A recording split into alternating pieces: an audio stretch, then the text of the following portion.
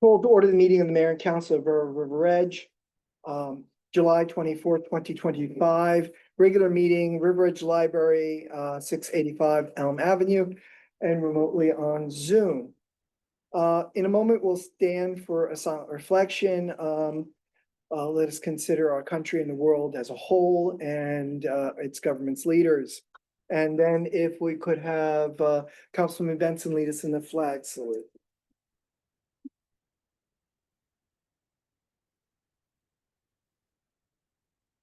Councilman Benson. Salute. I pledge allegiance to the flag of the United States of America and to the republic for which it stands, one nation, under God, indivisible, with liberty and justice for all. Okay, statement of compliance with the Open Public Meeting Act. This meeting complies with the Open Public Meeting Act by notification on June 4th, 2025, this location, date, and time to the town news and the record, and by posting of the same on the municipal bulletin boards and the borough website, and following notice of the same with the municipal clerk. Madam Clerk, roll call, please. Council President Montesano Cohen. Here. Councilwoman Kinsella is currently absent. Councilwoman Malalari. She's not here. Okay, Currently absent. currently absent. Okay, She's Councilman walking Ben. right now. Oh, Councilwoman Malalari. Good evening. Look at that time. Councilman Benson. Here. Councilman Glass. Here. Councilwoman Dariwal. Here. Mayor Papaleo. Here. Okay, could I have a motion second to approve the minutes of the mayor and council regular meeting and closed session, June 12th, 2025, and mayor and council regular meeting of June 26th, 2025. Second. All in favor, please say aye. I need to abstain, Mayor, from June 12th meeting. All right, anyone else? All right, and we'll see that as approved with one abstention. Okay, we have a discussion, determination, and award certificate. Ms. Apatella, is Mr. Baglitelli going to introduce that, or are you going to introduce it? No, this is all Chris. All right, Chris, you are up. Thanks, Mayor. I mean, this is pretty straightforward. Last year was the first year that we sold notes in a very long time, so it was very new for everybody. Those notes last year were for $9 million. They matured, came due on June 18th, so we were required to have another sale to be able to pay back the $9 million that we borrowed and then borrow a new amount. The amount that we borrowed this time was $11,789,000. The good news is last year's interest rate was 4.5%. This year's interest rate is 3.75%. So the interest year over year is not going to be too much higher despite borrowing an additional $2.75 million. Last year, so for the amount in this budget for 2025 was $402,000 in interest. Next year will be $442,000. So it's $40,000 additional interest next year, but it's on almost $2.8 million of additional money. This represents a little over half of our total debt authorizations. I know we go through this during budget time, but I do try to borrow the fewest dollars possible. I utilize any reserves that we have before I start going out to market and incurring interest. And you know, that amount has been increasing a little bit year over year, and it will continue to do so until we get to the point where we're ready to sell bonds and permanently finance the projects. Just for reference, the outstanding authorizations that we have right now amount to just about $23 million total in debt authorizations, and we're borrowing just under $12 million. So we're just over we're borrowing about half of what our total debt authorizations are, and those are debt authorizations from 2020 to today. Okay, just for. And 2020 was the last time we sold serial bonds, so that's why they're accruing since then. Okay, so just for the public's understanding, would you just, for the public benefit, explain the difference between a note and a bond, an anticipatory note and a bond? And would you also explain, clarify for the public's understanding that it's not 9 million and another 11 million, it's a 9 million, and then in the 11 million incorporates that 9 million? That's correct. So, and the definition of the note and the bond will certainly help explain that. The note is temporary financing. It's for up to a maximum of 1 year at a time.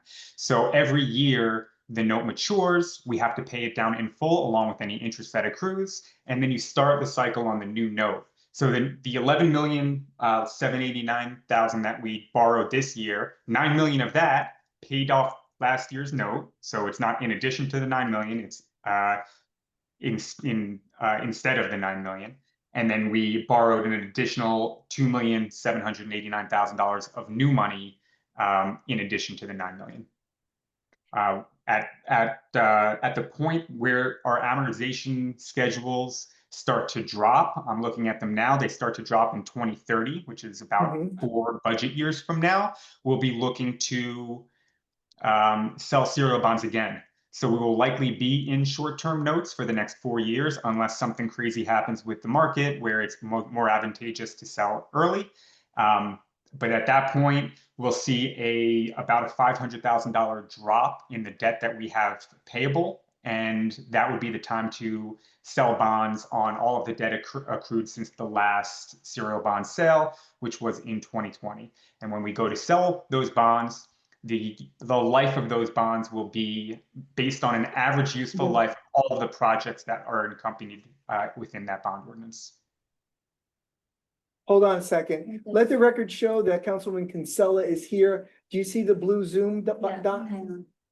Got it, okay. All right, Chris, very good. I cut you off, maybe? No, that was it. I was just going through what our amortization schedule will look like over the next probably 20 years.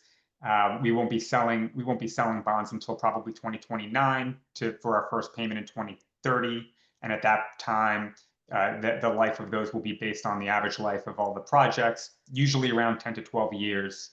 And that's why, if you look at the last sale was 2020, we'll have another one in 2030. We'll probably have another one in 2040. Again, barring any major changes in the market, that would make it more advantageous for us to get in and out of permanent financing.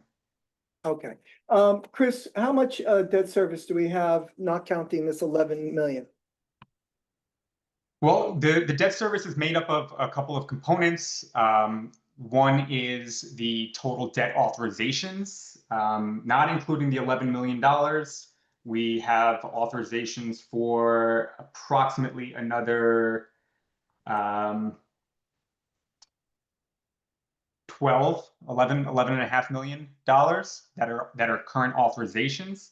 But we also have outstanding bonds that are in the amount of approximately $6 million remaining at this point.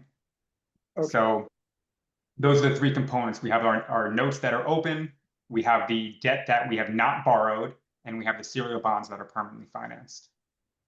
Okay, all right. Any member of council wish to ask our CFO any question or make any comment? I just have a question. Sure. In general terms, Chris, what does that mean for the budget season as that is fast approaching? Well, for next year, there's really not going to be very much of a difference. Like I said, the difference between the interest is about $40,000. So that's the only change you'll see in the budget for 2026.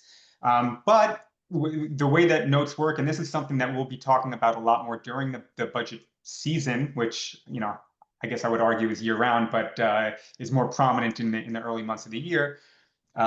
We will start to have to make small pay downs on those notes in the third year. And that will be added to the budget, but we do already somewhat aggressively budget for principal payments. So we'll likely be able to fit them into our existing budget without too much tax impact. The idea is to try to increase the amount that we put in the budget little by little, year over year, to the time where we sell serial bonds in 2030, so that there's not a major spike in any individual year. And it's something that I have mapped out on about 1,000 columns in a spreadsheet, but I will happily try to summarize it. Year over year, it'll change based on the projects that we approve, based on the interest rates in the market. you know, and really the what our budget looks like, you know, the room that we have in our budget to be able to support some of the payments. So this is going to be an ongoing conversation every time we look to improve a capital improvement, every budget cycle. But for 2026, it's relatively unchanged. Okay, any other member from council? Okay, Chris, do we need to take any action? No, this is just an informative message where, you know, we need to keep the council informed of any investments or note sales that we make or have. In this case, this just serves as that notification and keeps us compliant with local bond law. Okay. All right, thank you very, very much. My pleasure. Is Gemma here? Gemma here? No, okay, good. All right, then I'm not going to. We're gonna proceed. Okay, thanks, Chris. We appreciate it. Have a good My one. pleasure. Have a good night. Good night. Thank you, Chris. Okay, next is a presentation. The chief of police made a request to come and speak again about the police department table of organization. Chief, please come forward. And you just need to identify yourself by name, and that's all for the record. Chief Michael Don Walker, River Edge Police Department. All right, chief, floor is yours. Great. I just wanted to check with Lizette first. Do you want me to talk about the plate reader or go into this? The plate reader is quicker than the Yes. PO, so. All right. So this is just a quick, different topic, but we ran into a situation. Hopefully you guys can remember from the budget meeting when I asked for all those cameras around town, right? Part of that was plate readers for the cars. So I'm running into a situation where they, if you remember correctly, their life is coming to an end. As they break, they're done now, right? And that's what I'm running into. So a couple things with it, and why it comes to mind specifically is because I asked for an update on them yesterday. But we had an incident yesterday where, I don't know if you guys are aware, there was a car that hit a telephone pole on Adams and Fifth, and it fled the scene. And it was, you know, quite a bit of debris. Obviously, we were concerned it was morning time, interestingly enough, so we didn't know if somebody was DWI from the night before. We lost the car though, so we didn't see it. Residents saw it, they gave a description. Sure enough, one of our patrol officers that had been driving around, the plate reader picked up on a plate that fit that description. The officers did an investigation, they found it in Hallworth. All right, the car had to be towed, it was so beat up. But when I come in and see that, obviously they did great police work. But I look at that and I go, well, where are we with those plate readers? And we're not doing well. The point is two things. One, I'm requesting that we can use the traffic trust fund to make this purchase just for these four for the cars. And at this time, interestingly enough, it's buy one, get one free. So we need four, so we're gonna buy two. And that comes to just under 64,000. And it would come from the trust fund. And as I think we all know, the trust fund that we talked about before, that's the money that's made from the traffic, you know, the traffic details. And there's quite a bit of money in there, continues to grow. I think it's a, you know, is a very valuable tool to investigations, to patrol. For a lot of reasons, I can go into it if you want, but I think most of you remember. And I think that, you know, getting one, they're almost $30,000 each, guys. These things are no joke, but we can buy one, get one free. And it indicates that on the paperwork that I would submit to the VA. Okay, chief. So I'm putting that out there to you because I got you. Thank you. All right. All right, so you'll digest that, right? So I'm here and I need to check there he is, Lieutenant Zemedis. Yeah, which slide do you want up first, Chief? The table or the job descriptions? Nothing just yet. It'll be the table of organization first, though. Okay. All Keep me right, thanks. posted. You got it. I'll give you a heads up. All right. So I'm here, I'm gonna clarify why I'm here, actually, just so we're on the same page, because I think there's just some misinformation about what we're looking for, and what some of you guys have heard or know. I don't know, but to be clear, I'm gonna be as clear as I can. All right, so last year, there was last year around this time, a little before this time, myself and the command staff is myself, the captain and two lieutenants. As we will do, sit down from time to time and we look at the operations of the police department. And what we were realizing is that there's a section of work that we have that is very extensive, that is changed over the last few years. Every police department is dealing with it. It basically has to do with these body worn cameras. It has to do with redaction. It has to do with quite a few very important things. And we said, you know, the proper way to staff this would be with a sergeant, right? We look at other departments, they're at least using a sergeant, using a lieutenant. And we put together a job description for that officer, and we were going to present it. All right. I had asked for a meeting with the personnel subcommittee. It was just a scheduling thing. The mayor and I had discussed it, and it was tough to make that happen. And then we realized, actually, then became budget time and started to hear, like, you know, mayor's like, hey, it's going to be a tight year. You know, was that also? I said, we got to take that off. I said, I'd still like to present it at a personnel subcommittee meeting, just so the foundation is there, so you can understand the importance of this need. But nonetheless, said we're not going to be able to get that. You know, we just have to work with what we have and continue forward. The mayor touched on it at the budget hearing. And the only thing about that is because I think we didn't have the opportunity to speak.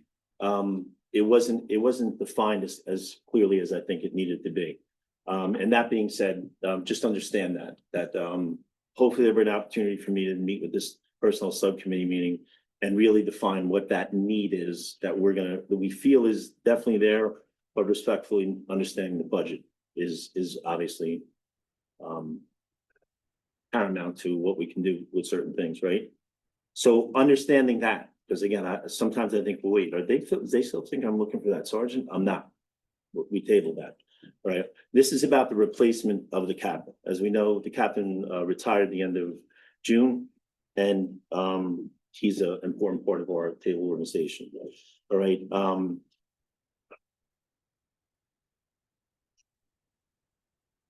Let me get to where I'm at. Thank you, John. There's no rush. So LT, if you would put up the TO of the 4 previous chiefs.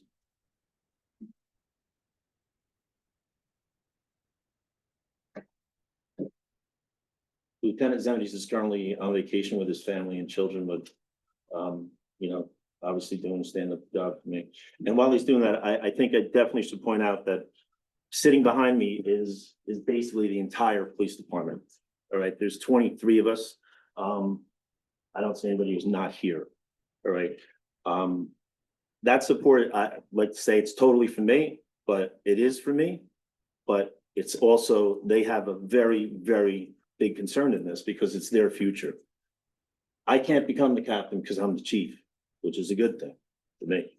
All right. These guys aspire to move up the chain of command and become instrumental in the way this department operates. All right. So I thank them for being here. Okay, when we look at this table organization, is it okay if I stand? Sure. All right.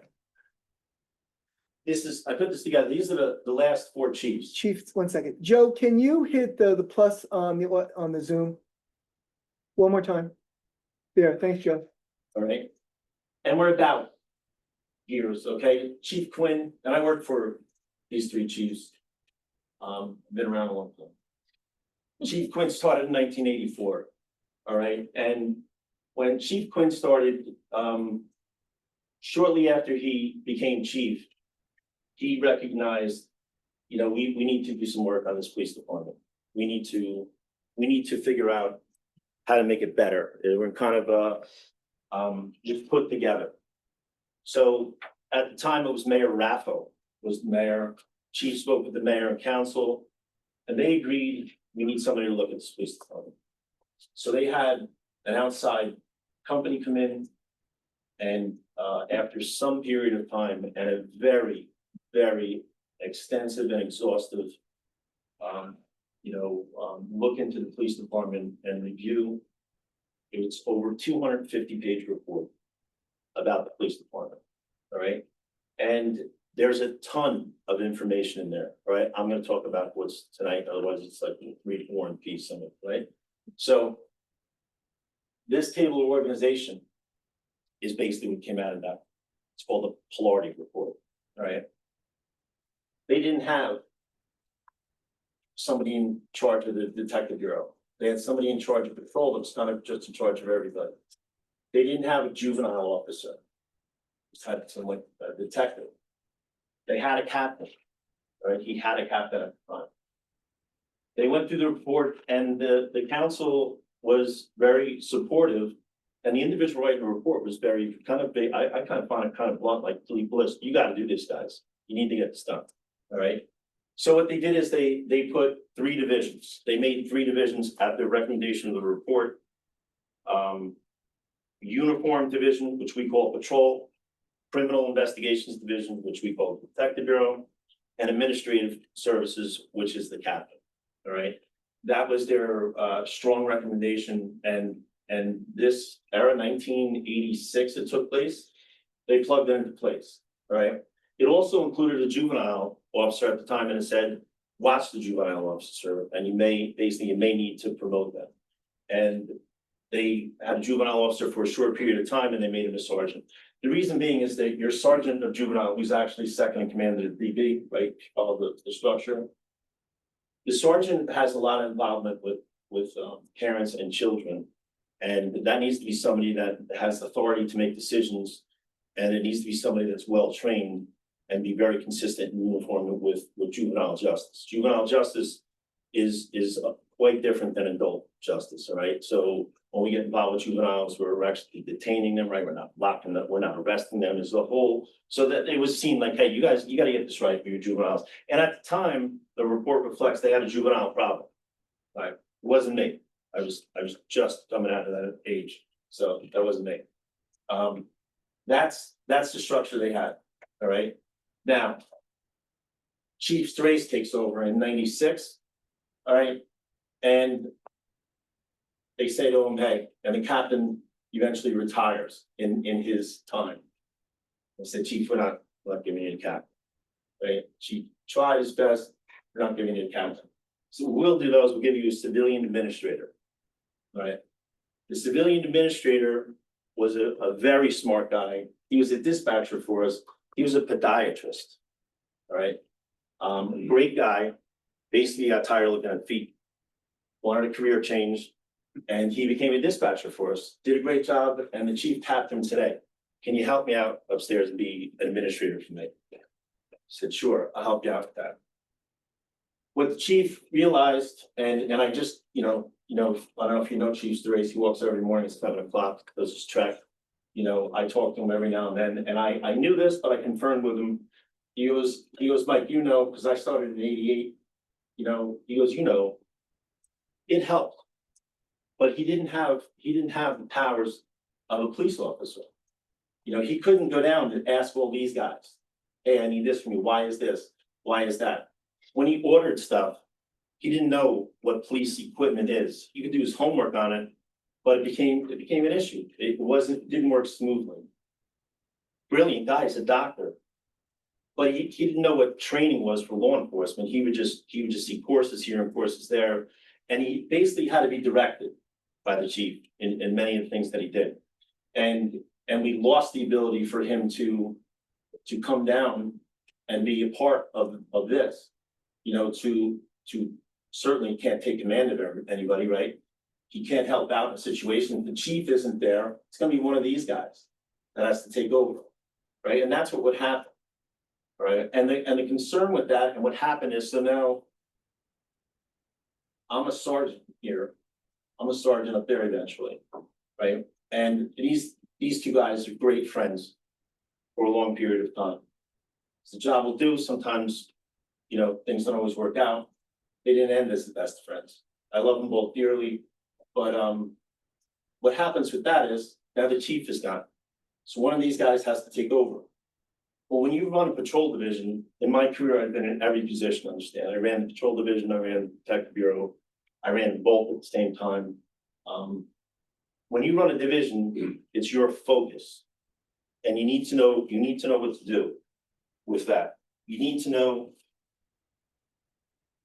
your responsibilities, and you need to know as the detective lieutenant, it's a crime scene. I'm in charge of the crime scene. I got to take care of all those things that come with crime scene. I'm jumping, so I just want to get to my spot.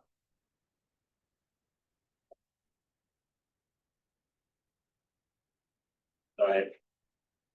So it's not a smooth, the point is, it's not a smooth transition. When the chief isn't there, one of these lieutenants would have to take over. But sometimes the patrol, the bureau lieutenant would come down and say, hey, you know, you gotta do this, and then, you know, the DB lieutenant would go, what are you talking about? It's my division. Like, you're not having worked this in years, and you can see a little bit of conflict that happened there.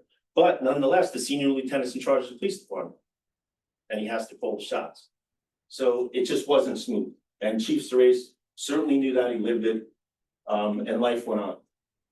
Nonetheless, Chief Caridi becomes chief. He has his table organization, which basically remains the same. He adds 2 traffic officers, all right, in there, all right, and put a focus on traffic, all right. And then he says, hey, you know, guys, the mayor and council, sorry, I apologize. He says, I need somebody, I need a police officer. I need somebody with some authority to be in this position. They eventually agreed to it, and they put a sergeant there, all right? It worked better, but it didn't work. It still had the issues, because these 2 guys, one of them is still in charge, so he still had the same issue. And what this sergeant tried to do to the best of his ability was he needed to get information sometimes from these people. But again, we're paramilitary, right? Everybody understands police department is paramilitary. That's the way we run. And in the worst case scenario, that's when it's most important, right? Because we take orders and we follow orders and we do what we need to do. Okay.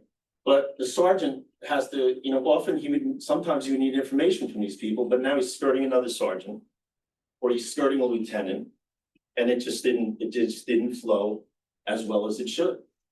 And we lived with that for a long time. And, you know, the guy that was there is a good guy.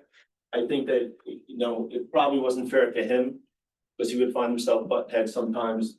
And then we move on, right? 2 traffic officers, they're there, all right? They're out on the road, they're covering patrol, they're doing things. And he's got them, right? Which is a nice addition, okay? Then comes me in 2021.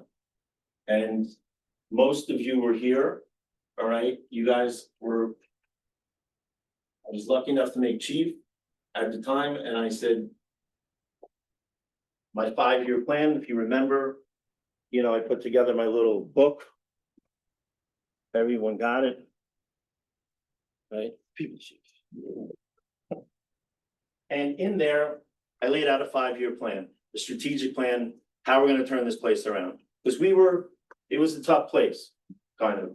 You know, we're going through manpower, morale is low, and I said, you know, please, I need this captain to make all this work. You guys gave me the captain. All right. At the same time, I said, hey, I don't need these 2 traffic officers. All right. I'm gonna make patrol division take care of traffic.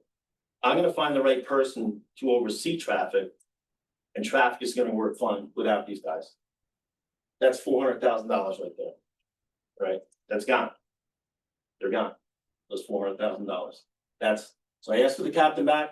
So we went from a sergeant to a captain, which was a bump, but it wasn't $400,000. All right. So that's my table organization. Now, that being said, you'll see this guy right here. That was when, if you remember, when we did our last hire, not Master, but before him. And it was at the recommendation of council.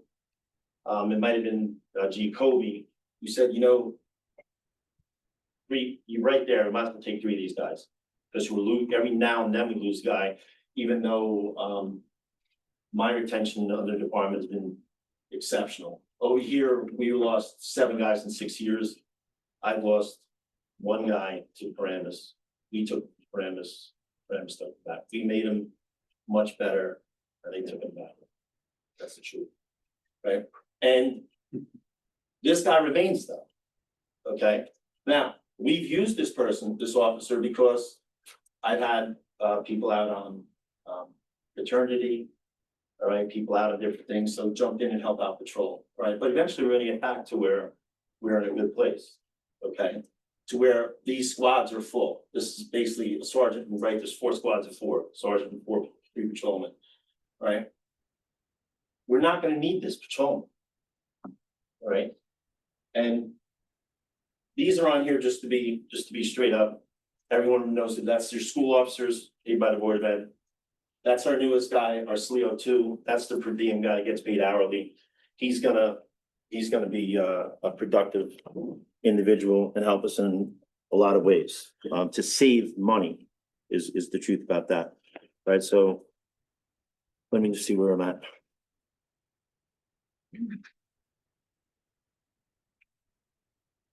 So the captain spot itself, right? What's the importance of the captain spot? You say, well, you know, we don't even see the guy that much, you know, where is he, what does he do? Since Chief Quinn, right, let's look at since Chief Quinn. The town population growth for up to 12,000, right? Not a big deal, but certainly the town has grown. The calls for service have absolutely gone up tremendously, all right? The training requirements through the roof compared to then. Back then, they suggested in the Pilardi report, you know, you need to consider start making some type of internal affairs division, all right? And council knows internal affairs today is intense. The amount of paperwork, the investigations, the things like that, that has to be correct when you have a case, all right? You have to get that right.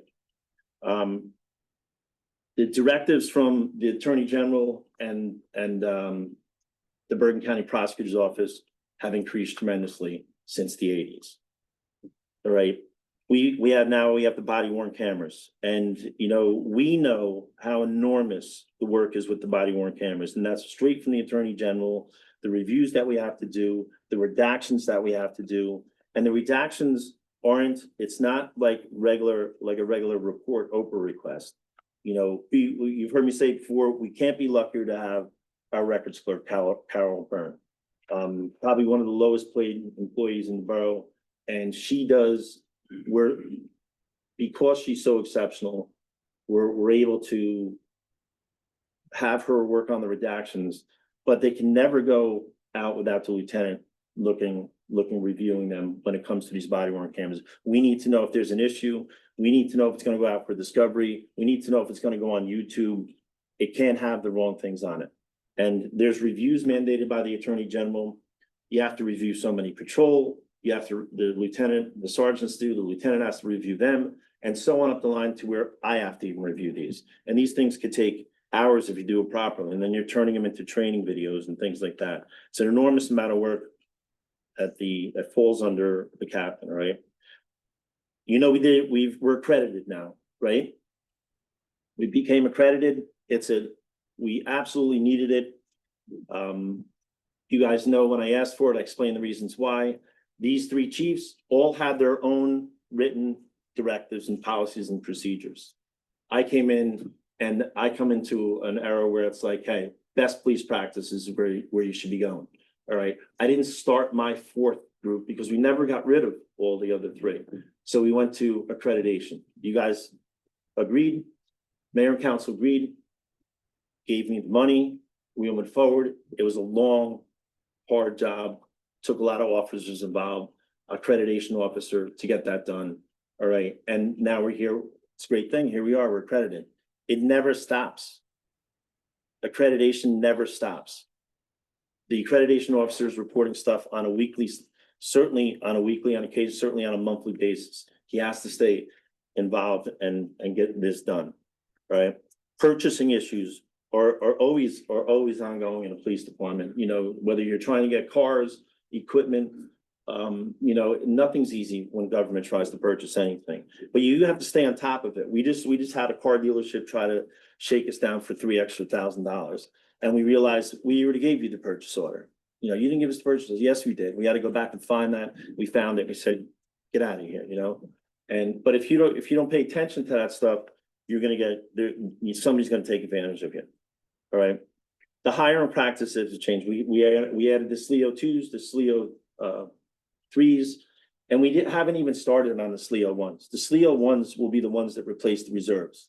And you guys know we have like 2-3 reserves left. Once they're gone, guys, this is the importance of this. Once they're gone, if I don't have SLEO 1s who basically work for nothing, all right, there's, you know, as you implement them, we could talk about a small fee, but basically they're volunteers.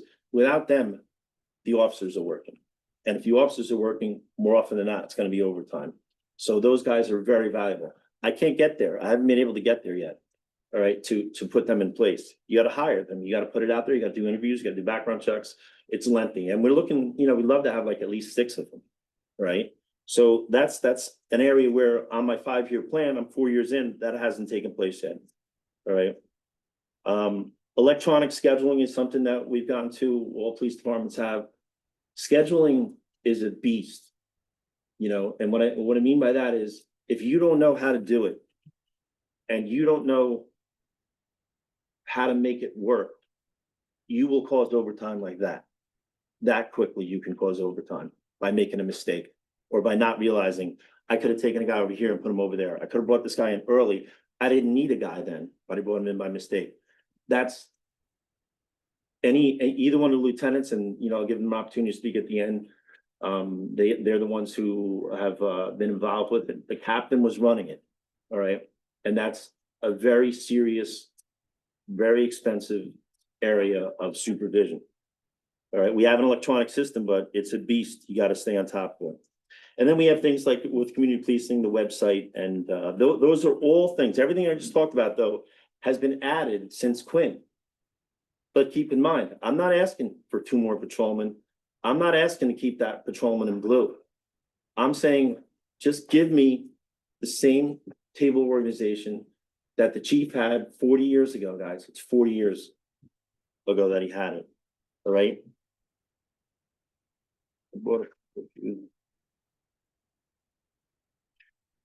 LT, if you could bring up the job descriptions, please. Now, I think I handed this out to you, and you're going to see the job descriptions. I'm not going to spend a ton of time on it. I just want to point out, and if you have any questions, probably that would be great. All right. I'll ask you to move down when I'm ready. LT.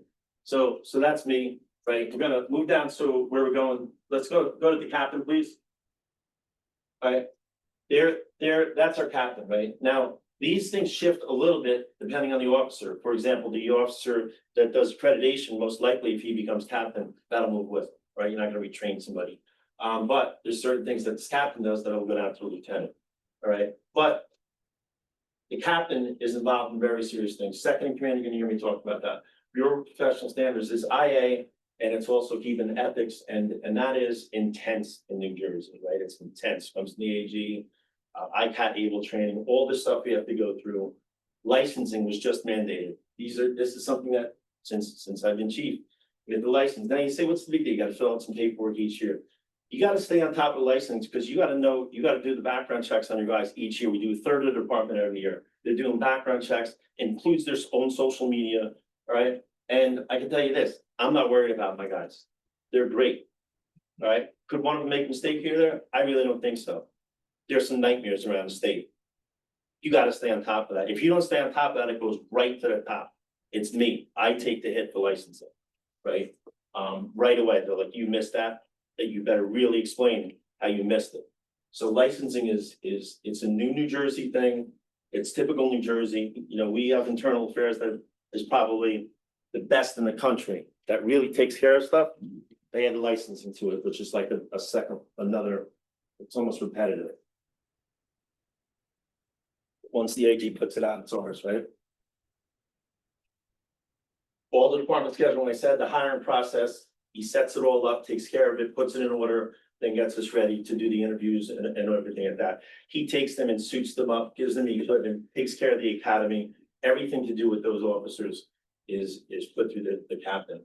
Officer drug testing, we do twice a year. It seems like not a big deal. It's twice a year, we got to pull out of a computer system. But it can get screwed up if you don't do it right and bring it down there. The lab is very meticulous and you got to get that right. Because if somebody comes up dirty, they're going to dot the I and cross the T. If you got it wrong, we're going to be in a bad place. All right. Stay on top of the overtime and sick time. We're dealing with that now to a certain extent. I'm concerned about sick time. I'm looking at the sick time, but I need somebody to go into that software system and generate reports to look at where the concerns are. All right, not a big concern, but there's always, with all due respect, there's always somebody that's like on the radar of like, where are we at with it, right? Major purchasing, like I said, all that stuff falls into the capital. Registering, processing payments, keeping stuff in order, all this stuff, fleet management, oversight of new officers. This is all the stuff that the captain does, right? LT, you can go down to each lieutenant one at a time. Lieutenants, they each have their section, guys. They each have, the patrol lieutenant oversees all this stuff. All right, and the patrol lieutenant is the accreditation officer, so this is all the stuff that he has to see, and this is. I don't wanna go, you can read it.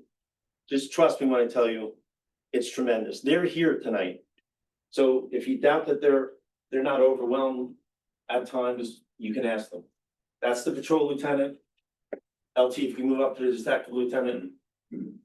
That's the detective lieutenant, all right? And I don't sugarcoat this. You know, I don't put in any fluff. This is really what they do.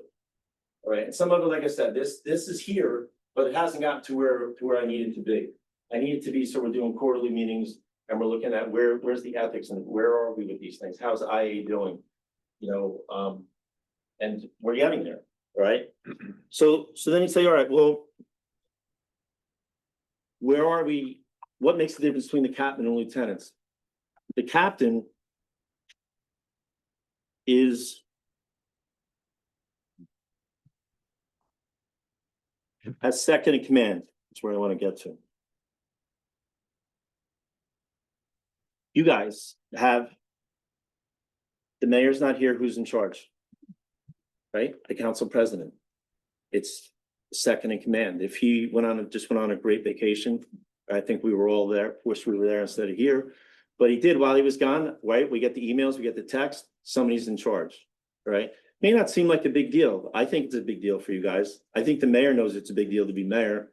You know, when things go south and there's a storm or things are, you know, whatever it may be. And I'm sure you could go on and on about major things that you've been involved in.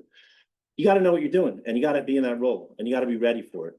You know, you can't crapshoot who's in that role, right? Oradell Police Department, I'm just gonna do 4 towns around this real quick. Oradell just made a new chief 2 weeks ago, made a captain with us. All right, New Milford has 2 captains.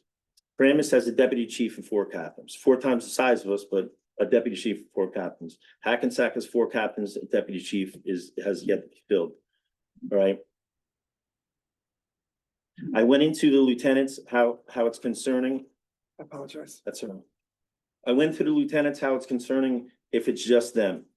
You know, if you have a lieutenant, if I'm not here and a lieutenant is running a crime scene, all right, what you're basically asking him is to say, while you're taking care of that crime scene and making sure everything's done, you got to take a step back and look at yourself as the chief. All right, it's not practical. It's not good. It's not a way to run a police department. The patrol lieutenant has to do the same thing. Often they're involved at the same time. All right, if it's a major crime, one's doing patrol issues, one's doing detective bureau. It's not like it's like, hey, it's your day or it's your incident. I got nothing to do with it. They overlap with different responsibilities for the same thing. Right? Outside agencies, they're involved in perimeter safety, evidence, suspects, interviews, warrants, directing detectives, arrest, search and seizure, signing complaints, prosecutors, getting in touch with prosecutors, judges, transports, prisoners. These things. Just yesterday, we had a major domestic violence incident in town. And Tuesday, Lieutenant McGinty was in my office doing captain stuff. So you gotta look at some of this purchasing. We have some deadlines for some grants that he has to be aware of and jump on. He focused on that most of the afternoon. Wednesday morning, I come in, I'm in at 7. He was in already. I look at the CAD, you know, the dispatch system, and I see there was a serious call. And the fact that the report wasn't in yet, I knew it's got to still be serious. There's still 2 shifts worked on it, one after the other. I went in his office. He's not. There's no way he's going to be talking to me about captain stuff. He's engrossed in this case. It was serious and involved juvenile, involved assault, and involved another jurisdiction. You know, we got on it. We took care of it. But, you know, there he is. And he's like, going to try to go back to being the captain after that. All right. That happens, guys. That happens more than we realize. It's a great little town. Bad things can happen every now and then.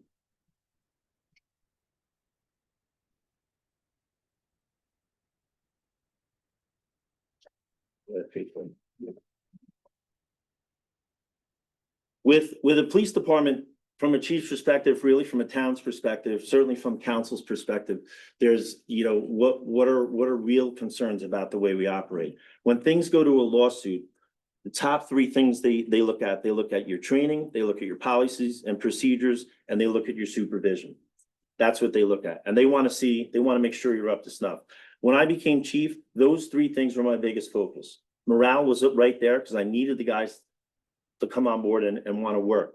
But I knew I had to get those three things in order because I don't want to be the chief in a lawsuit. I certainly don't want the town to be in a lawsuit, right? We focused on that. We did the accreditation, right? We did the training through the accreditation, and we made training what it should be, which is more uniform, more consistent. It wasn't haphazard, kind of haphazardly being plugged in. Send them to that academy, send them over there, send them. No, we made it so that we're going to the right class with the right people. That's all the captain. That's all the captain taking care of that training, documenting it, making sure it's there. Officer goes to court, we give him all those training documents that he needs. All right, and supervision. The officers, our sergeants they're getting trained here, they're getting trained there. I said, no. When you become a sergeant, you're going to go to this training, this FBI leader training here. You're taking this course. You're all taking the same course. That's the way it needs to be. Somebody takes care of that. That's the captain that takes care of that, right? If the captain's not replaced, all right, operations of the police department, you hear me describe it, they're going to be affected, all right? All this work that I've done for 4 years, I'm going to go backwards. There's no way that I can continue to finish it. Not that there's no way, but I'm going to go backwards for the most part. I'm telling you, all right? It'll be tough to keep up the accreditation because that lieutenant, he's got to take over some of those responsibilities of the captain. He's got to. The other lieutenant can't take over everything. So if he takes over that, getting that stuff to the accreditation back to the company that takes care of it, making sure it's documented, making sure we're doing all this stuff, please, communicating with training. It's gonna, I have to look at what am I gonna let up on a little bit. All right. Well, I got policies and procedures up to snuff. They send us the updated ones when we do. I need to keep on the accreditation to keep it. If we let it lapse in 3 years, if you want to do it, we're paying it all over again. We're starting from scratch. They don't mess around. They don't go, we'll give you another year to get back up. You start all over again. All right.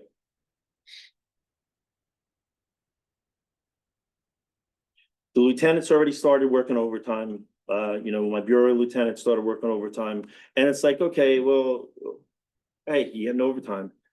That grows old fast, guys. You have a family, you have kids. You put in too many days of too many hours, and it affects you. I'm big on staying on top of that. I'm big at trying to keep a track of their home life to the best I can. All right. I want to know, are they okay? And they're great. They talk to each other and they talk up the chain, and we'll know when somebody is like, hey, you need a break, man. You need a break. All right. They're dedicated though, and they'll keep doing it. All right. You're not going to get the lieutenants. You're going to get them to do the right thing because you know what? One of them wants to be a captain, right? And they both want to do a good job. These two lieutenants, I'm going to tell you, they're probably the best lieutenants that the police department has seen in a long, long time. They're exceptionally knowledgeable in their divisions, and they're very dedicated. And they, when I ask for something or I need something or I question something, they got the answer. That's huge for a police department our size. You get one lieutenant that's off a little bit, and you could be a lot of headaches for me and a lot of things going in the wrong direction. All right.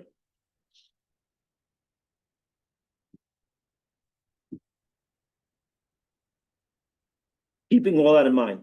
So then I got to tell you, I asked myself, like, I haven't been able to meet with you, but I hear things. I'm like, why can't they? I don't understand what they don't get about this.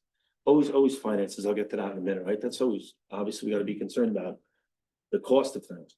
But then I hear, people talk to me, people talk to me in town and they're like, Chief, what we understand is like, they're talking to somebody.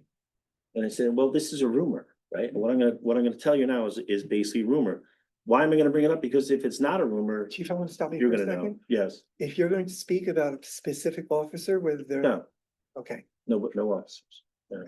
Why, you give me a tip up? No, I'm just reminding you that People have to be, I'm kidding. people have to be rights. No, absolutely. No, this isn't an officer, Okay, all right? It's not, it's. I didn't know where you're going with No, that. I know that though. I know we gotta do the right thing with that. You know, and I'm joking about it. This is somebody, this is an individual, you know, this is what I'm told. They said, hey, you know, I don't know. I heard it, you know, it's this business guy from town. I heard it's this retired fireman that's been living here a long time. Listen, no disrespect to anybody you guys might be talking to, all right? I'm the police chief, guys. I'm responsible for the police department. I'll take the hits either way. If the police department doesn't go in the right direction, it's my problem, right? If you got questions, I should be answering them for you. If I don't answer them correctly and I don't do a good job, you should be removing me from office. All right, that's how things work. All right. If you're listening to somebody on the outside, I don't think council's gonna call them to the stand when things go bad about those areas such as training, supervision, policy, right? I lived in town for a long time. I gave him some good advice. You know, what is that? I don't know if it's true, but I'm saying if it is, it's just not a good direction to go in. Beat me up. Ask me the questions that you need. Ask me how to make things work. If you think you can't do this, then say, chief, before we do this, you got any other options? Is there a way you can make it work? Right? And again, I put it out there because I can't imagine that's the case, but if it is, I think you really need to consider, you know, who is the person that is responsible to give you the answers that you need, and that's me. All right. Looking at, let's talk about Cross. I don't know if Chris is still here, but Chris gave me these numbers. And Chris is the number guy, simply put, right? So LT, if you can go back to the table of organization, please.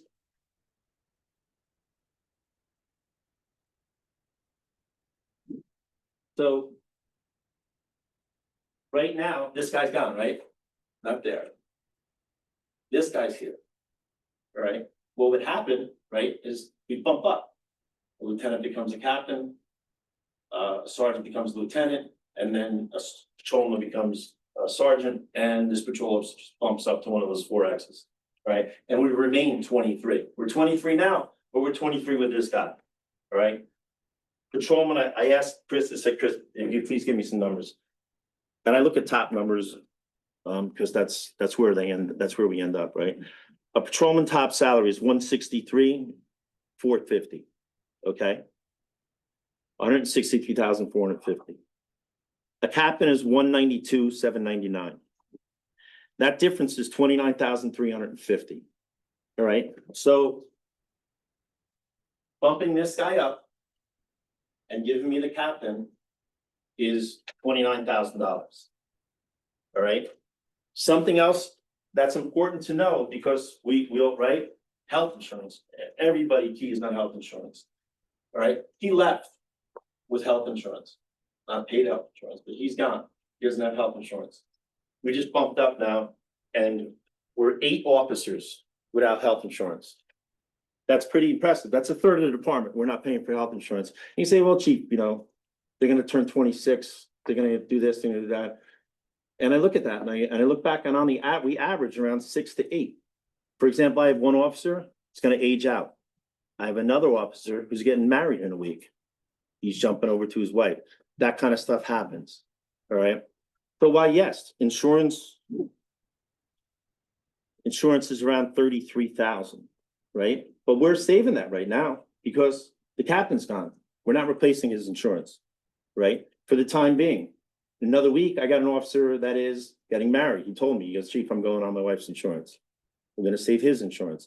Now, I'm sure one of my younger guys is gonna age out at some point, but again, there's like a consistent norm. One of the things that River Edge does that a lot of police departments don't, we hire young guys, all right? And we keep our applications open down to the age of 18. We never hired anybody that young, but we've hired a 19-year-old before a couple of times, right? And I don't do it for insurance because I only pick the best. We only pick the best, right? But other departments, they start higher in age. They start with, you know, at least 40 degrees or higher, all right? We've shown, and some of them are sitting behind me, that if they're mature, their age being at 19, 20, is, you know, in my career, I've seen some 20-year-olds that are a hell of a lot more mature than some 30-year-olds. Let's put it that way. All right, and that's just real. All right. So that's a concern. The insurance is a concern, but I'm telling you, we're not paying for, the captain left, his insurance is gone. We're not gonna have to worry about that right now, right? Could we worry about it? Yeah, but could somebody else come off or on? Yes. All right. Those are the numbers we're talking about, though, to make that difference. Okay. That patrolman's gone and the captain's back. All right. Back to what? What is that? 40 years ago, guys. 40 years ago. That's a table organization. You know, I mentioned to the mayor the other day, I'm not a chief that needs to walk around and, you know, have 50 guys on an department. I'm quite the opposite. I like make it sharp. I joked with him one time and I said, if you give me 12 horses and I get to pick 12 guys, we'll just be like the Old West. And I think he said, Mike, you're kind of crazy, but picking the right people is the point and doing the right thing, right? That's a bulk of what I have to say. All right. What I like to do is, you know, just since I've been chief, no retention issues. I lost the one kid back to Paramus, right? I almost lost another young officer, and the chief and I were right there. He's ready to go. And then he came back. All right. He said, Chief, I want to stay here. Some of the guys talked to him. They did a great job. Let me tell you something. Years ago, the guys talked the opposite. Get the hell out of here, kid. Go to another town. And we lost 7 guys in 6 years. When I heard this, I said, you guys did what? We talked to him, Chief. He's making a mistake. And he's here. That's awesome. That's awesome. That's a tribute to these guys back here. Right? No lawsuits. Sounds simple, but we still have a lawsuit. It's like 7 years old, at least. It's still lingering, right? It wasn't under my leadership, but and it wasn't necessarily Chief Grudy's fault at all. I'm not saying that either. I'm just saying we have a lawsuit. We haven't had no grievances under my leadership. You know, in excess of 17 under the last command. All right. Teamwork and morale, I'm huge on, and I think you can see that. I think you can see that from looking behind me. That's a team behind me. You know, they're not getting paid to be here. That's a team that's behind me. You know, I steer the ship. I couldn't do it without them. And they come together. They want to be together. They do good work. They're here because they want to come up. One of them wants to be me one day, right? One of them wants to be the chief. One of them wants to be the captain, and they work hard at it. All right. We have the support of the residents when we drive around town. We know that, we see it. They like us. We do a good job of community policing. All right. You guys yourselves at times certainly have said, you know, thank you to us. We're in a good place with that. All right. I cut the 2 officers off as soon as I became chief. Right. I created the SLEO 2 program. That's going to save us money. With the new officer, he'll be done in a couple of months. All right. Permitted the overtime to be extended for traffic to the 4th day with stipulations on the sick time, right? If I see sick time, I'll reel it back, okay? That boosts morale because the officers make more money. It also puts us over $1 million, well over $1 million. You can ask Chris in that traffic trust fund, all right? That's all money that wasn't there. I also let them go out of town. Many towns are doing that. Why aren't we letting them go out of town? Tens of thousands of dollars in the last couple of years brought in because they're allowed to go out of town. You see other guys come into our town, we share. We don't have them, they come here, we go there. Every time we go out, you guys know the hourly rate. River Edge is making money whenever one of those cars is somewhere. All right. That's all under my leadership, but again, with the teamwork, with the management, with somebody keeping track of it, the command staff, very important that I have it. I can't do it without a command staff. All right. As you know, just as I asked about the ALPRs, we're able to purchase things with that are not part of a cap, that are not part of a grant, that are not part of a regular budget. We use that traffic money that we normally wouldn't be able to do. We want traffic cards with it. It's been a great thing. All right. That takes work to stay on top of that. That can get out of order real quick. All right. They can start calling out sick if they work too many traffic details. they can start, their work productivity can fall behind if they're working too many traffic details. Somebody's got to stay on top of that. That's what that command staff is for. That's what that captain is for, with scheduling, seeing, taking it, looking at the reports. I got it's on the radar, chief. We got to take a look at him. He's been out a few too many times, right? As for myself, I'm a guy that, I got to the spot, I like to think because I worked hard and I'm knowledgeable. River Edge has never been a political town, which is awesome. And you don't know how many chiefs I deal with. It's so respectful of you guys not to enter that realm. There's towns around, I'm sure council knows, where things can get pretty political when people are moving around, and it's like, I don't get it. It's just not fun. I'm so glad I made a career going through things and just studying hard and passing things and doing well in interviews to get where I am, right? With that being said, I look for you guys to count on me to give you information. I thank you guys because you're all volunteers, whether I agree with you or not. And I don't think people respect that enough, the mayor and councils of any town. You guys volunteer time, and it looks like, oh, they do a meeting a month. We all know, just like this position, you're pulled everywhere, right? That being said, we have a job to do. The job of working together is just that, all right? I need your support from time to time. I'm telling you, I don't ask for anything I don't need. I gave up officers. I'm telling you, we're gonna move that officer up. Those SLEOs are paid from the Board of Ed. I did hard work talking to the Board of Ed and the principals and getting on board for parents and everybody supporting that program. All right, we don't pay for that, the Board of Ed does. Taxpayers pay for everything, but from the way we look at it, we don't. Not all towns do that. Some of it goes through the mayor and council, right? I need your support with this. I'm basically pleading with you. I need that chief, I need that captain to continue to do the work that I'm doing, to keep it in the right direction. I don't want to go backwards. And I don't think it's as costly as it may appear to you. And I know this sounds, like not a nice thing necessarily, or I don't know, for lack of a better way to put it, but when we run into a hard time, if the captain is there and that he's paid for the rest of the year, right? He's been paid for, he's gone, but the salary was accounted for the rest of the year. We're actually saving money right now, and we'll continue to save because that officer goes up. If we get into a hard spot next year, call me in here. Chief, you wanted him, we're in a tough spot now. What can we do? All right. There's things that I know I can do. All right. It's not a personnel meeting, so I'm not going to get into specifics. Right. But there's things I can do. I need the captain, though. I need this table of organization to do the right thing with the police department, to make it go forward and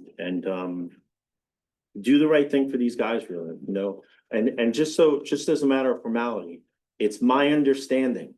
Okay, I'm going to say that because, nothing's concrete until it's concrete, that the lieutenants have spoken and one of them is yielding to the other one. That means there's no test. And the other one's yielding there. All right. The sergeants, I don't know. I have the money to do the testing for the lieutenants. For the lieutenants. Right. One of the lieutenants becomes a captain. I need a lieutenant. I have the money in the budget to take care of that test. Okay. The sergeant, as you know, we have one. Officer Blue is on deck. All right. Boom. He goes right in. That patrolman then takes Officer Blue place. We're back to 23 people on a table of organization, and life goes on merrily ever after.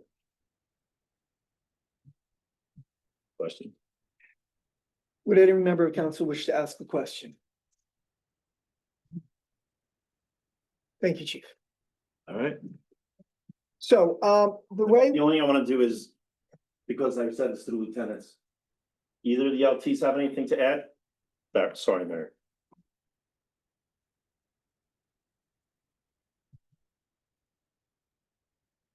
Lieutenant Zemnies, I don't know if you're trying to talk, but we can't hear you. If you just let us know either way.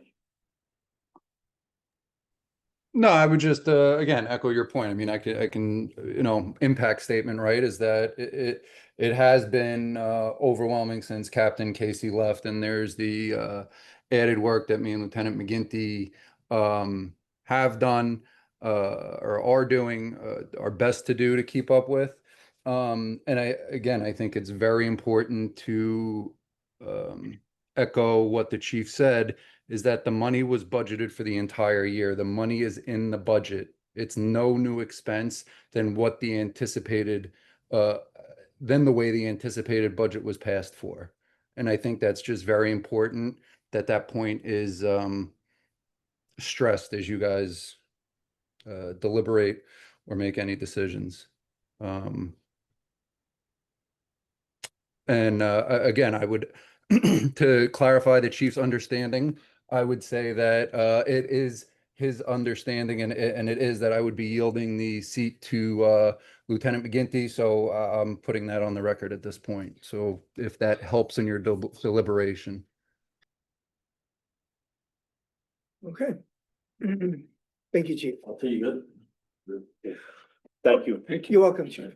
Okay, since this issue came up in the Budget Committee, if the council wishes to reconsider, the process would be when we come to old business, it would take a motion and second by the council to revisit a particular issue. Two issues have been raised here. One is the plate readers and one is the not the table of organization, whether we're going to hire a new captain.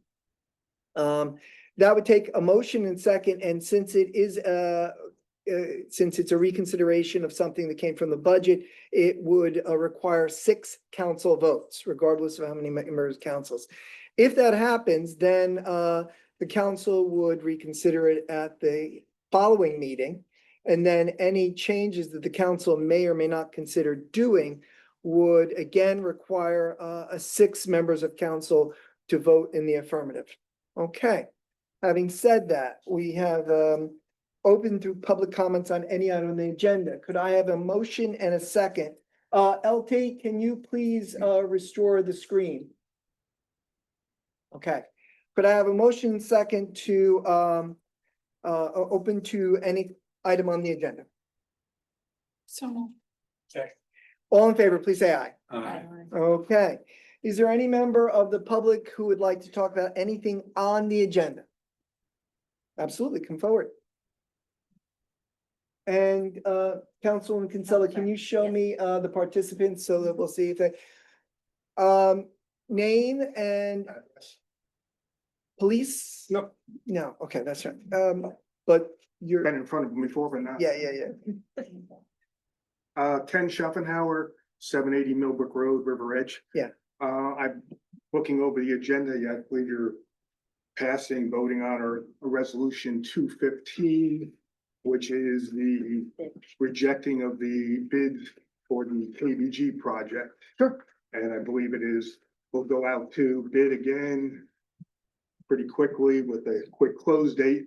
I'm just trying to get a handle. I also am involved with the men's softball in town, which operates under the recreation department's umbrella. So, and the fall softball, all the leagues have been told as far as that they're making other plans as far as playing fall elsewhere.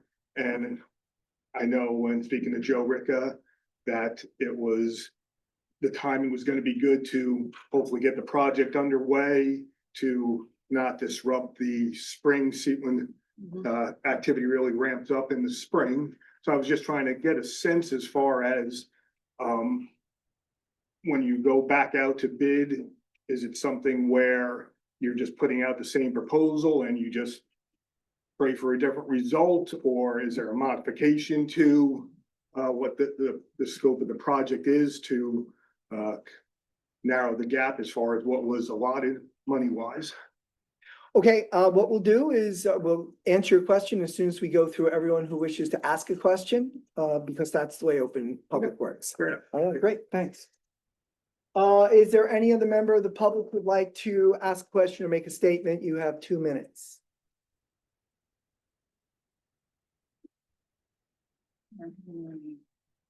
Online. Okay. Seeing none, can I have a motion second to close to the public on any item on the agenda? So moved. Okay. And all in favor, please say aye. Aye. Lizette, if you could address what happened with the bidding, what we're currently doing, why we're doing it, and the flexibility that it may or may not give us. Yes, we are rejecting the bids because it was over budget, not substantially over budget, but it was over budget. So we are eligible to do so under local public contracts law. It isn't something that required a substantial revision on the bid specifications. And there was also some questions about the lowest bidder.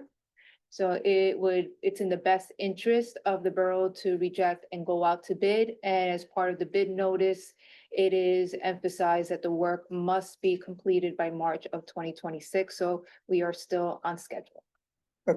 And with this second going out again allows us some flexibility that's not normally permitted, correctly? Yes, in the event there's any reason to reject bids, then we can negotiate under the law with those who submitted at the second round. We can't negotiate at this time.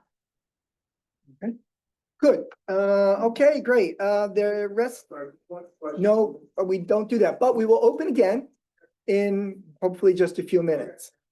We don't have a lot on the agenda that will take time. Okay, great. So, we have appointments and personnel change. Is Gemma, Staines present? No, okay. But we're still gonna do this.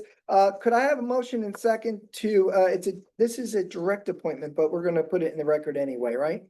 So does it require a motion and second? Just direct appointment for the mayor, no.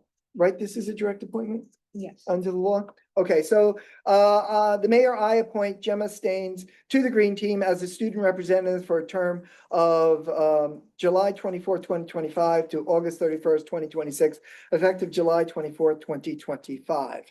At the request of the Green Team and the Environmental Protection Commission. Okay, we go to second reading and a hearing on ordinance. Following ordinance was published with a first reading by title only on June 12th, 2025. And there are monthly reports, land use, fire prevention, and tax collector from June, July, and June respectively. Okay, the following ordinance was published here within, was read by title only on June 12th, 2025, and posted on the bulletin board outside the clerk's office. Ordinance 25-14, an ordinance by the Borough of River Edge in the County of Bergen, New Jersey, amending and supplementing the River Edge Board Borough Code, Chapter 350, Site Plan Review, and Chapter 416 Zoning. Now, there was a slight clarification sentence added, but Mr. Rupp of your firm, partner, had determined by email that it was not a substantive change, so therefore we could move ahead with this. Correct, it's clarification, not an alteration. Yeah, and it basically had to do with definition and language. Very good. Okay, so could I have, before we open to the public, can I have the business administrator please to explain what we hope to achieve with this and why we're doing this? Ordinance 25-14 amends the zoning regulations regarding swimming pools and building coverage. And the purpose of this is to make the language consistent with the most recent master plan examination report. Excellent. Could I have a motion and second to open the public on ordinance 25-14 only? So moved. Second. All in favor, please say aye. Is there any member of public who would like to ask a question or make a statement about ordinance 25-14? Please raise your hand if you're electronic or if you're present in the library.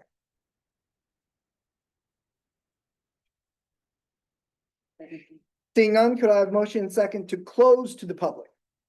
So moved. Second. All in favor, please say aye. Aye. Could I have a motion and second to adopt ordinance 25-14? So moved. Second. It has been moved and seconded. It is debatable. Is there debate, inquiry, or comment? Hearing none, roll call. Council President Montesano Cohen, Yes. Councilwoman Kinsella, Yes. Councilwoman Malalari, Yes. Councilman Benson, Yes. Councilman Glass, Yes. Councilwoman Dhariwal. It has been adopted. Okay, we go to resolutions by consent. Now, as it's been our practice, we ask questions and comments before we move it so that we can productively move it. There will be a renumbering. Resolution 25-216 is an increased public bidding threshold resolution that was missed when the document first went out. So that will now become 25-216, and payment of the bills, Indira, as our finance chair and budget committee chair, will be 25-217. Okay? Okay, is there any member of council who wishes to ask a question or make a comment or ask for a separate vote for any of the resolutions?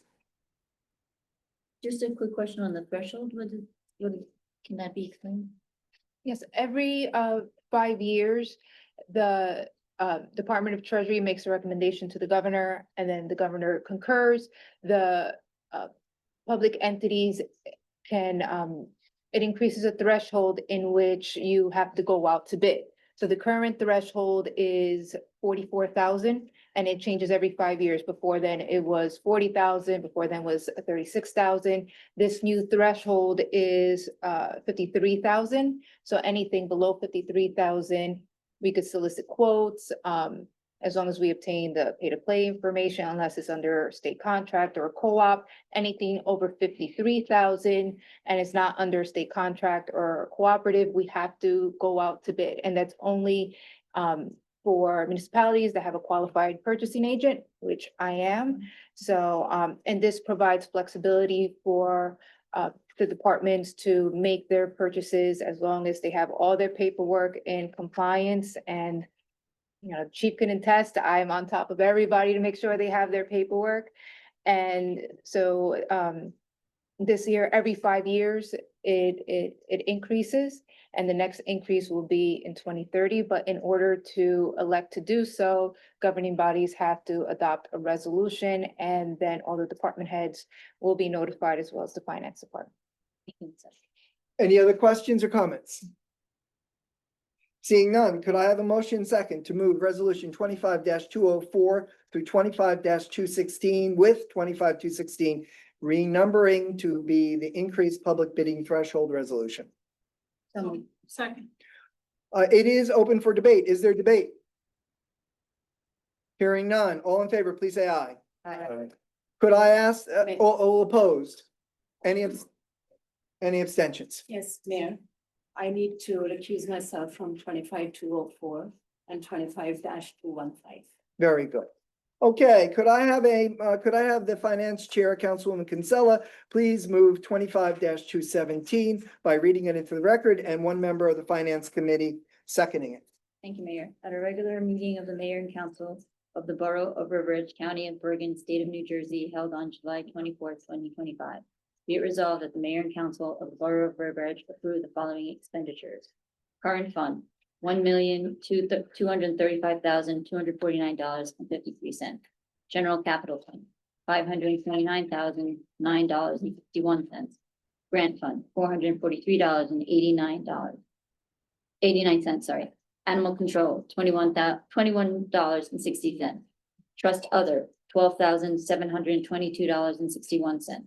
Payroll, $23,241.32. Developers escrow, $315. Recreation trust, $32,680.95. So moved. Second. All in favor, please say aye. Aye. Is there any new business? Mayor, Yes. I approved the bill list, but recuse myself from all bills and payments related to the recreation department. My bad. So let me rephrase that. All in favor of 25-217? Just restate, say aye. Aye. Any opposed? Any abstentions? And now, Indira, just say it again so that I'm I not. approved the bill list, but recuse Council- myself from all Finance bills Chair. and payments related to recreation department. Thank you, Councilwoman Jarwal. Okay, any new business? Any old business? Old business. The 250 committee, as you know, which is being headed, led by Eric Modi. Yeah, We've been, we met again. And he has been following up with New Milford and their agenda and going over. and wishes to collaborate with Historic Commission and a lot of other committees like the communities in town. So all he is requesting is for citizens to be engaged and join the 250. Okay. Any other old business?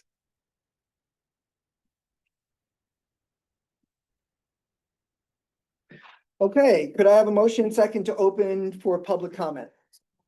Second. All in favor, please say aye. Aye. Any member of the public may have 2 minutes to make any comment or question. When all the comments and questions are complete, we will close and then we will address them. All right, still Ken Schuffenhauer, haven't moved, 780 Millbrook Road. The only question I had was just as far as I saw in what was outlined in the bid, it was just a brief overview. Does the public or do we have access to what the scope of the project was to view and everything? Is that through the rec department? Is that through Borough Hall? Or is that something that is not made public unless you go onto the site and pay for like as you were going to bid on the project? All right, any other question? Nope. All right, any other member, either remotely or in person?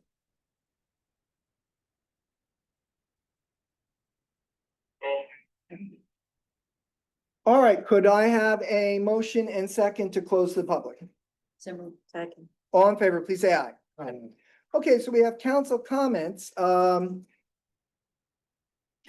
Kinsella, as the finance chair, do you want to comment? Okay, the perfect audit. No, you can. Okay. I'll do the honors. We have gotten back our audit, which is required yearly, I believe. Yes. And our audit, usually audits in general for most towns usually have recommendations and comments. Yeah. And how many recommendations and comments did we get? 0. 0, because we had an astonishing thing for a borough. We had a perfect audit. And I think this credit goes to first and foremost to our to our Lizette, to our BA, to our CFO, and to everyone in the business department, but as well the council and all the department chairs and the all those who work towards helping the department chairs maintain the records that are required by the state.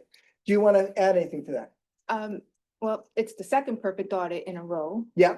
Third one since I've been with the borough, but it is a team effort. It is, the departments getting the information, the quotes, double checking if it's under state contract. Does it have to go to council? With the national co-op, there's so many extra layers, finance catching it, me catching it when signing. And it's not just purchasing, it involves payroll, it involves the general ledger, it involves the borough clerk getting all the pay-to-play information because that falls under election law. It is mountains of paperwork and not every scenario is the same. As you say, if you're purchasing a police vehicle as opposed to a DPW vehicle, as opposed to equipment for recreation, there's so many different parts, and then having to go out to bid for construction projects. So it's a multifaceted approach, and it's not all due to one person. It is a team effort, and I can't ask for a better team. And I forgot to mention the clerk by name, and Clerk Dodd, thank you. And Business Administrator Apatella, please, thank you very much. And Chris's last name, which I always mangle. Tagli. Thank him and all those who work, including I think Gita does a lot in that disregard. And our deputy treasurer. Gita is the deputy treasurer. Adita is a good deputy treasurer. Okay, we have now any council comments? Yeah, I just want something to make a mention to on behalf of Chief Schwarzberg. A few things, just this month alone, there have had 30 fire calls with something really critical last week that was handled professionally and no one got hurt. He asked me to mention and read into the records, commendation to the DPW mechanics, specifically Pete Stitz and our superintendent Jason Milito. They've done professionally and a wonderful job maintaining the vehicles and new vehicles that are outfitted and need work, saving the department just under $13,000. I echo Chief Schlossberg's commendation, and I know how hard Pete and Jason work to save money to the borough when it comes to maintenance of vehicles and everything that they do. Okay. Any other member of council? I also want to add, if I may, a special thanks to our rec department. Camp has gone off relatively incident-free, done a great job. We appreciate that. And tomorrow is the last day for camp. Correct. It's Carnival Day, right? I believe so. And today was Water Day? Could be. Yeah. Yeah, it's Water Day. I think the fire department was there? Yeah. Okay, good. So we thank them too. Anything else? Okay, I need a motion second to go into closed session, and we will not be returning to open session for resolution 25-218. It's been renumbered. Resolution to go into closed session excludes the public, attorney-client privilege, NJSA 10:4-12B7 in easement maintenance. Could I have a motion second? So. Second. This is not debatable. All in favor, please say aye. Could I have a motion second to adjourn the public meeting, and we will not be returning? So moved. Second. All in favor, please say aye. This meeting is adjourned.